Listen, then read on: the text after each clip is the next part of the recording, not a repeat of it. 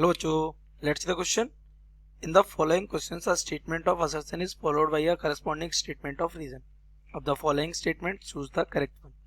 Option A, both assertion and reason are correct and reason is the correct explanation of assertion. Option B, both assertion and reason are correct but reason is not the correct explanation of assertion. Option C, assertion is correct but reason is incorrect. Option D, assertion is incorrect but reason is correct. तो assertion देख लेते हैं पहले. Naturally, thermonuclear fusion reaction is not possible on Earth. Reason, for thermonuclear fusion to take place, extreme condition of temperature and pressures are required. So let's see the key concept of this question. The key concept of this question is that what is the nuclear fusion. तो nuclear fusion क्या होता है? तो it is the process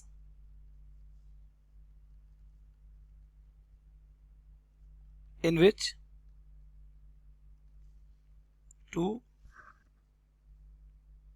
light nuclei, light means क्या? हल्के nuclei combine. ये जो combine word है मैं लिख रहे हैं इसका अपना सेंस है क्योंकि इतना आसान है नहीं, भी बताते हैं क्यों. Combine together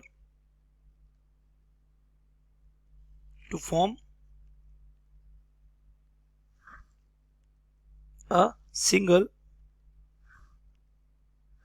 heavier nucleus. ये तो एक दो छोटे छोटे से न्यूक्लियस, ये जैसे ये हमारा एक न्यूक्लियस है, ये हमारा एक न्यूक्लियस है, और ये दोनों आपस में क्या हो जाए, ये इधर और ये इधर आपस पास आके implies that क्या बना लें, एक बड़ा सा nucleus. This is called what? Fusion. But we know that it is positively charge and it is also positively charge, क्योंकि न्यूक्लियस पे कैसा चार्ज होता है? Positively charge. तो जैसे ये दोनों एक दूसरे के पास आएंगे तो इनके बीच में क्या लगेगा? फोर्स ऑफ रिपल्सन, है ना. So there is need of extremely high kinetic energy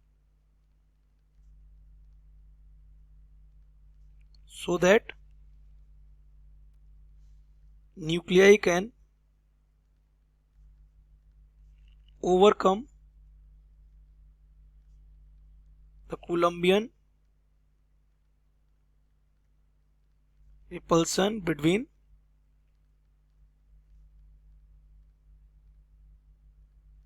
them. ठीक, तो काइनेटिक एनर्जी कहां से आएगी? देखिए, essential condition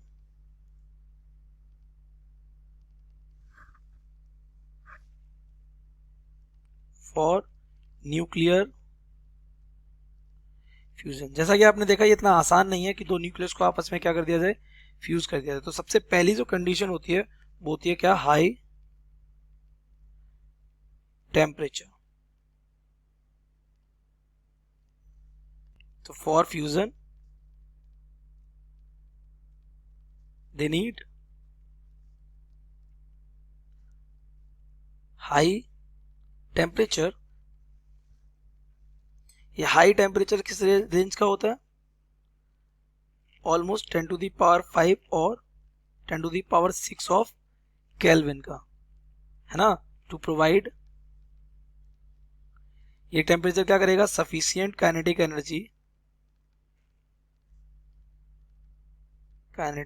energy to them for overcoming repulsion. कौन सा रिपल्सन? वो जो आपका पॉजिटिव चार्ज और पॉजिटिव चार्ज के बीच में लग रहा है. सो दैट न्यूक्लियर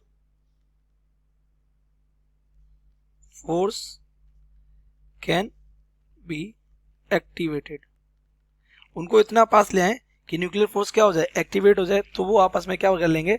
कंबाइंड हो जाएंगे. इसके अलावा दूसरी कंडीशन होती है हमारी कौन सी? हाई प्रेशर की.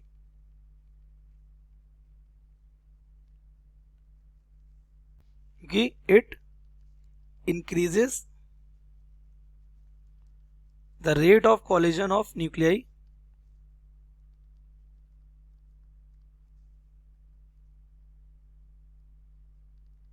ये न्यूक्लियर के क्या रेट ऑफ कोलिजन को क्या कर देगा, increase, and hence increases the rate of fusion. So this is your fusion, है ना. बट यहाँ पे इसको कैसा चाहिए, हाई टेम्परेचर चाहिए. That's why due to this fusion is called thermo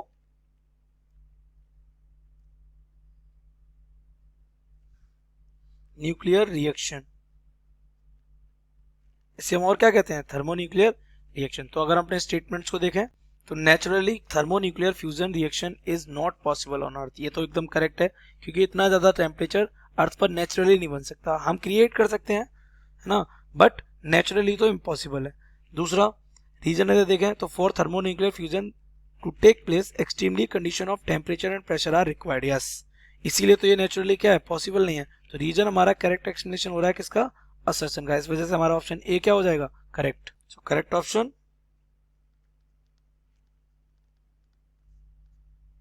A. I hope you have understood it well. Best of luck.